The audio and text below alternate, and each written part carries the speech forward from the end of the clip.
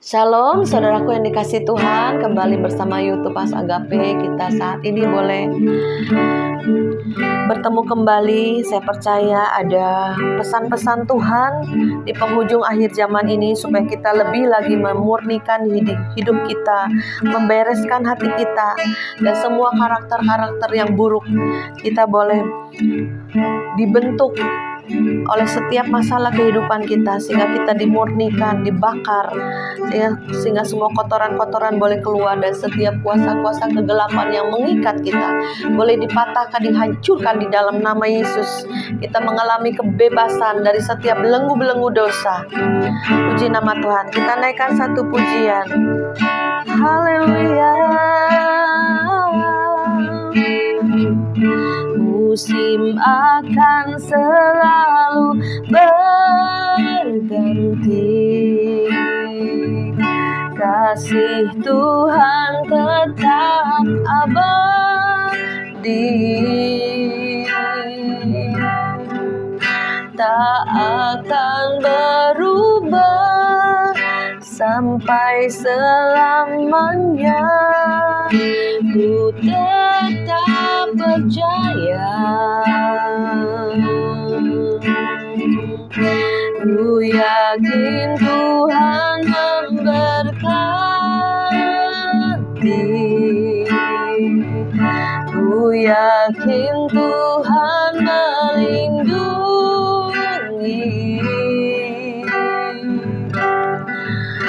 Burung di udara Tuhan pelihara, karena kasih-Nya. Tuhan selalu menolongku, selalu menjagaku.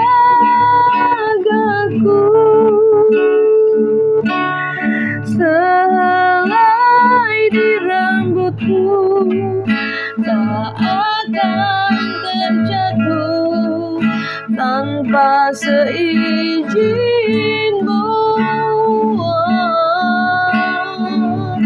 Tuhan selalu menolongku, selalu menjagaku.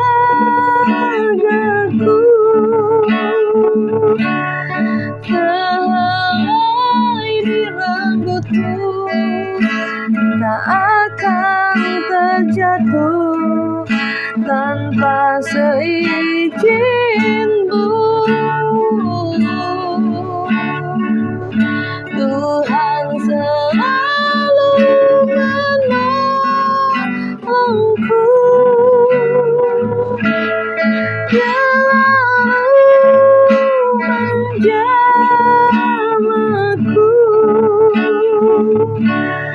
Dia mengenyangkanku dan peliharaku seumur hidupku.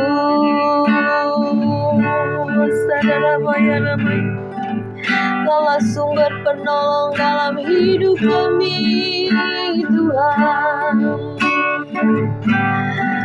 Satu-satunya, tiada yang lain. Hanya Engkau Tuhan. Iyaralabaya shikaralabakaralabaya shikaralabapapap. Satu-satunya yang ku andalkan, satu-satunya yang ku percaya. Engkau sumber kekuatan, sumber pengharapan, sumber kedamaian. Satu-satunya yang ku andalkan, satu satu-satunya yang ku percaya. Engkau Tuhan memberkati, Tuhan memulihku, Tuhan penyambutku.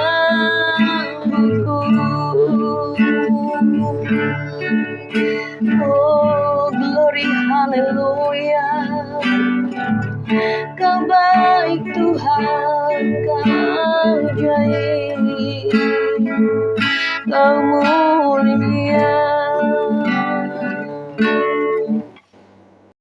Ya, shalom, saudaraku yang dikasih Tuhan. Kembali bersama YouTube Pas Agape, kita mau belajar hari-hari terakhir ini, di mana kita sudah di penghujung akhir zaman.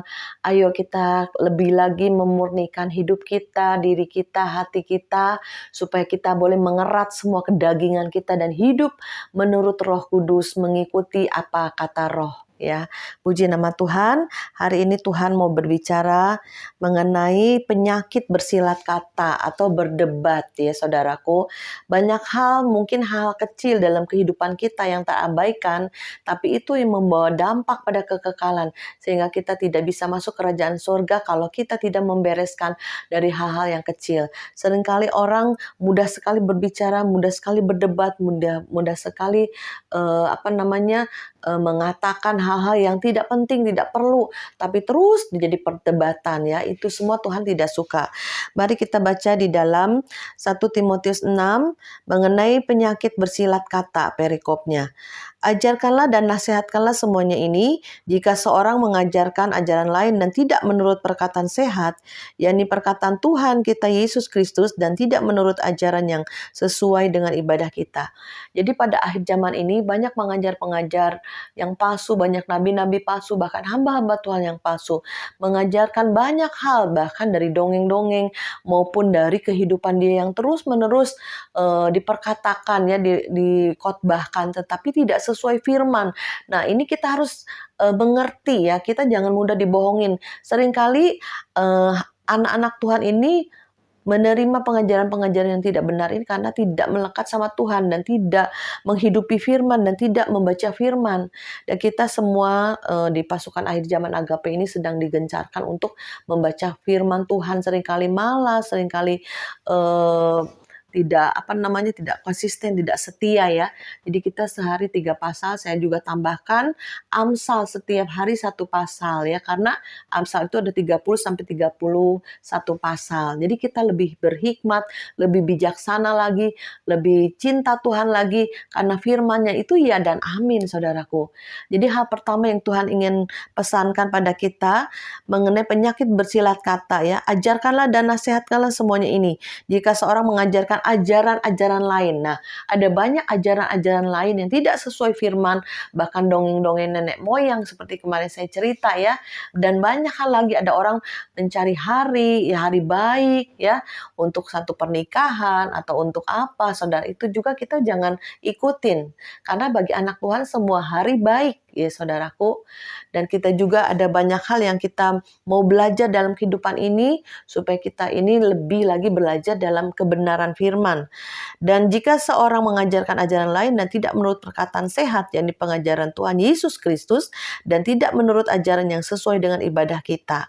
Jadi kita buang semua nasihat yang bukan dari Tuhan, dari dongeng-dongeng dunia, dari dongeng-dongeng nenek moyang, dari adat istiadat yang tidak sesuai firman Tuhan. Kita harus buang semuanya, tapi ikutin ajaran Yesus, ikutin ajaran kebenaran ya. Dan kedua, ia adalah orang yang berlagak tahu padahal tidak tahu apa-apa. Penyakitnya ialah mencari-cari soal dan bersilat kata yang menyebabkan dengki, cedera, fitnah, dan curiga. Jadi saudara pernah nggak berteman dengan orang yang suka berdebat, suka bersilat lidah, apa-apa dikomentarin, apa-apa dikata-katain, apa-apa ditambah-tambahin, sehingga membuat perdebatan, sehingga semakin panas ya. Saudara, ada orang-orang seperti itu saudaraku. Jadi kita, kalau saya ketemu sama orang-orang seperti itu ya udah dinasehatin, udah dikasih tahu, tapi masih ngeyel ya. Ngeyel itu kayak orang auban lah ya.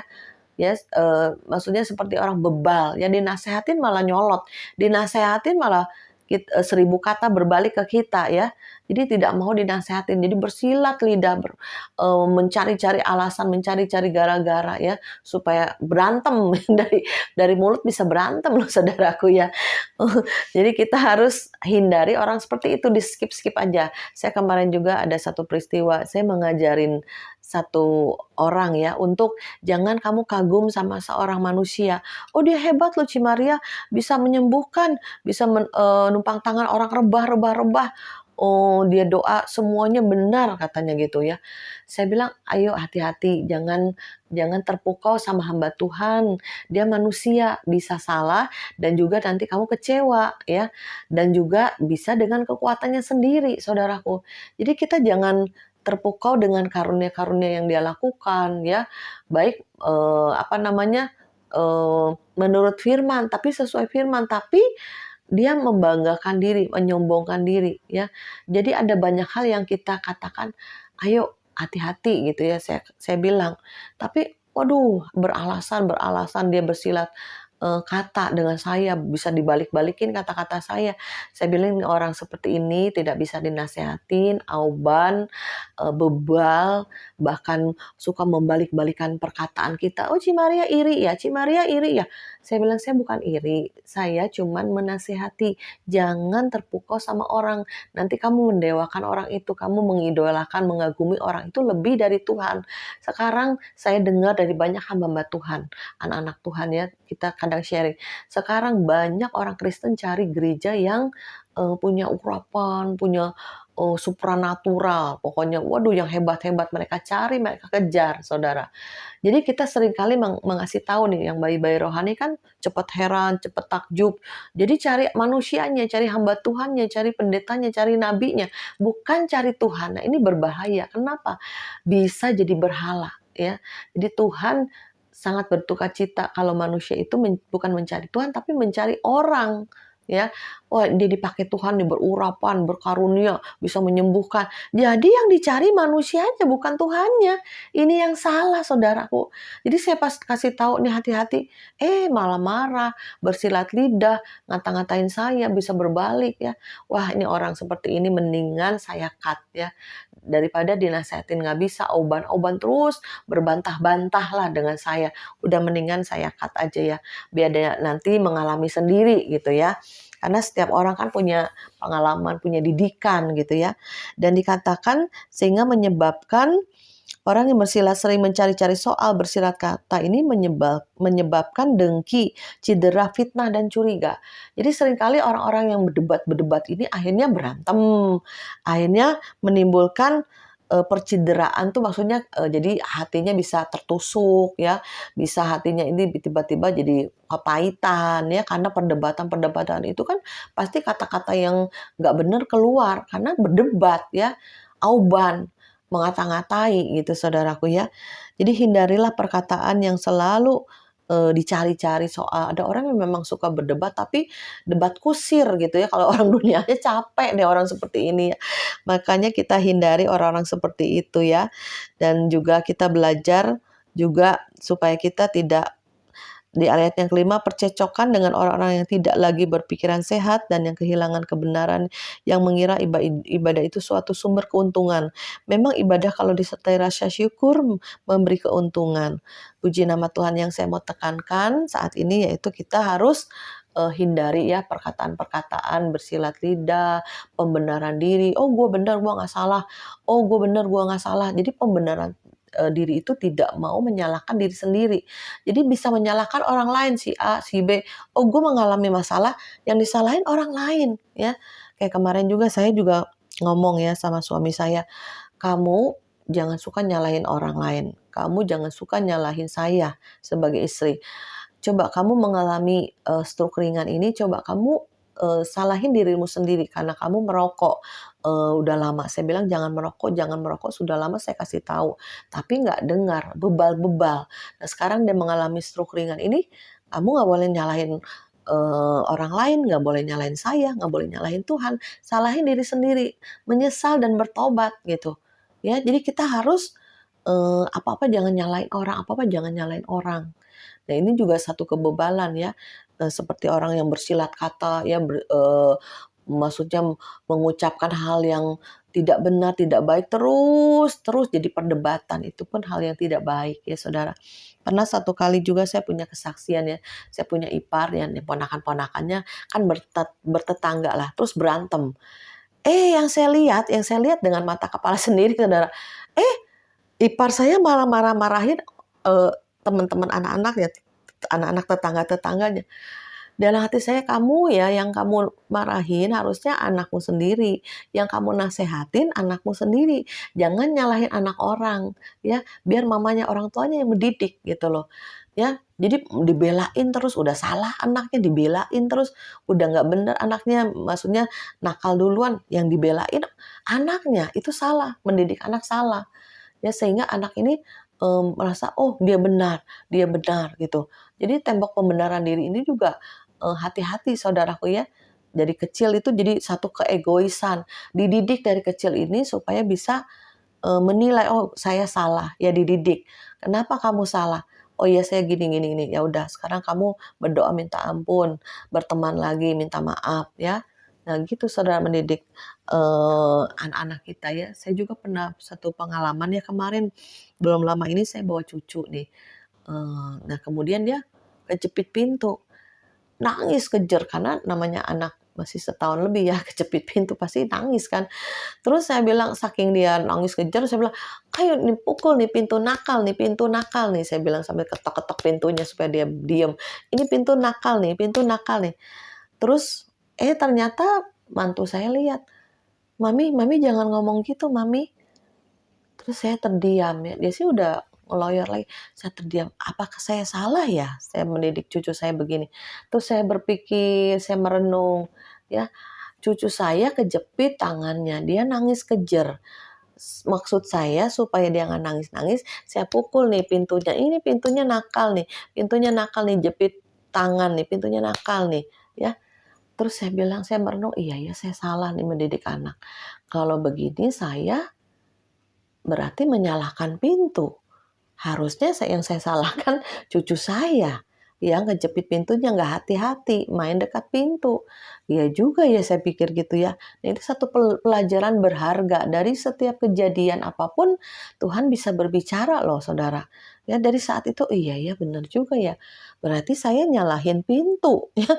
Pintu benda mati, saya salahin ya.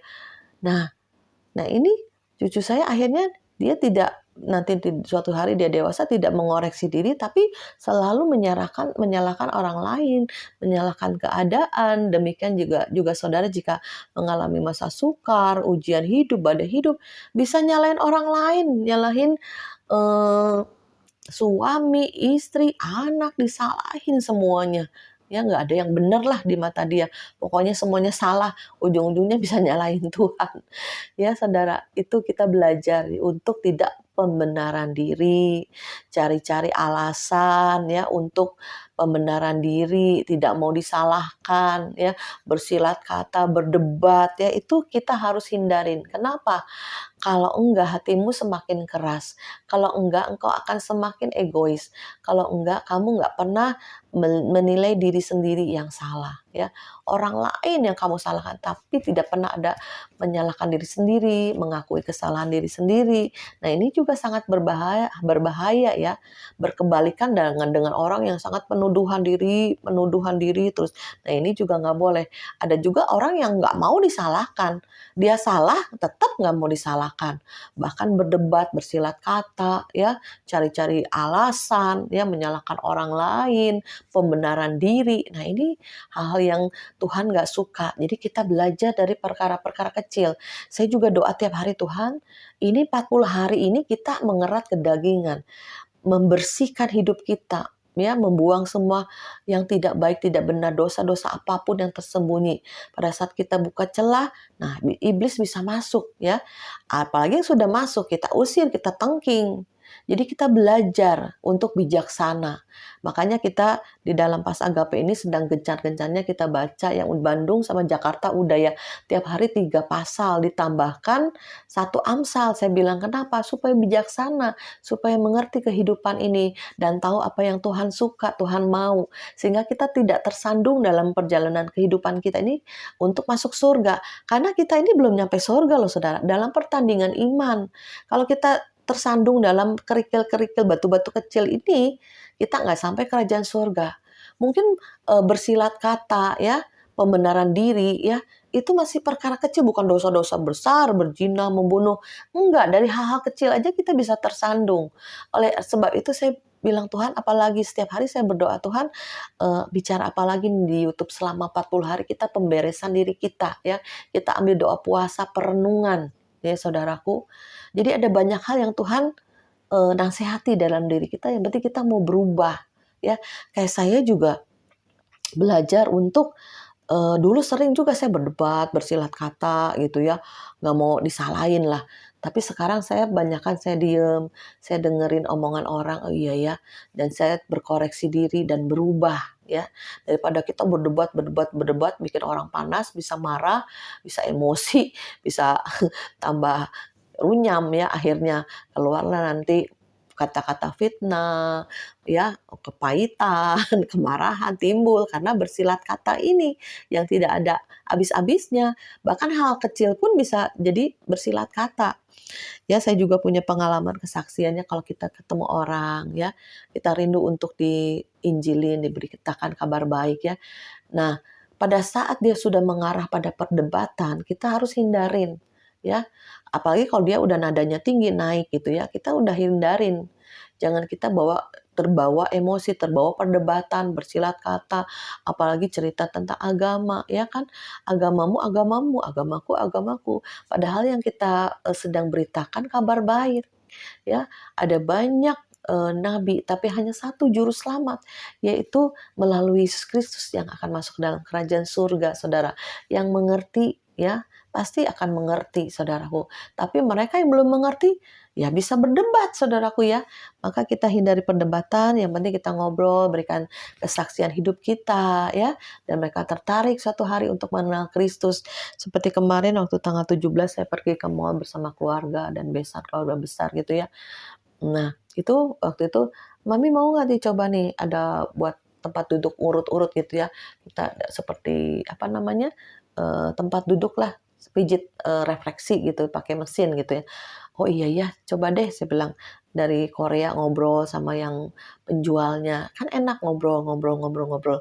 Terus lama-lama saya masukkan perkataan, yang Tuhan ingatkan, "Pak," saya bilang, kan ngobrol udah lama gitu ya, "Pak, Bapak tahu nggak ada banyak nabi, tetapi hanya satu juru selamat, yaitu melalui Tuhan Yesus Kristus yang mengampuni semua dosa umat manusia.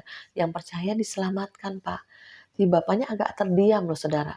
Jadi saya tidak berdebat ya, tidak apa namanya, tidak bersilat kata atau cerita tentang agama, tapi saya hanya menyampaikan aja ya. Dan saya percaya suatu hari dia akan berpikir, perkataan saya bahwa ada satu juru selamat, yaitu Tuhan Yesus Kristus yang mengampuni semua dosa. Hanya melalui Yesus ada jalan menuju sorga. Nah itu nanti perkataan itu bisa terngiang-ngiang karena udah masuk di dalam telinga dia. Saya percaya nanti Roh Kudus yang akan mengerjakan ya. Jangan kita menginjil itu bawa pada perdebatan, apalagi perdebatan agama. Jangan saudara, bisa berantem saudaraku ya. Apalagi dalam keluarga juga ya, bersilat kata, berdebat ya. Apapun bisa dikatain ya, berdebatin ya, tapi kita hindari semuanya itu karena tidak mendatangkan kebaikan. Karena firman Tuhan sudah mengatakan jauhi perdebatan, jauhi dosa bersilat kata ya.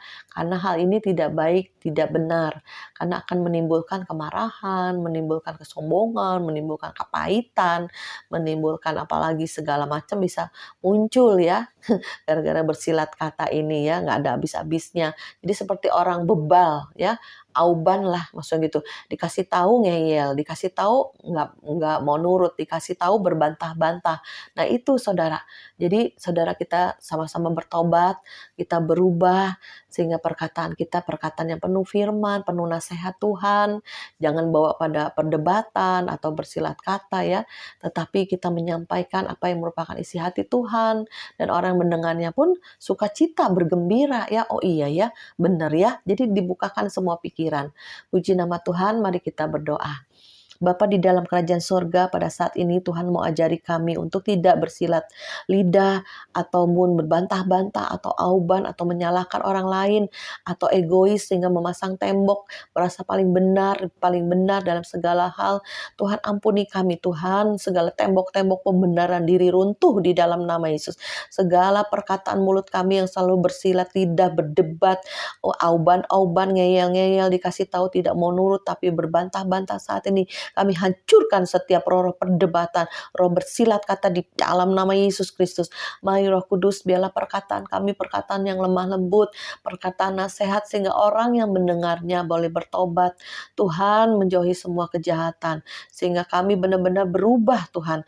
Terima kasih Bapa, nasihat-Mu pada hari ini kami sangat mengucap syukur dan berterima kasih. Dalam nama Yesus kami berdoa. Haleluya. Amin.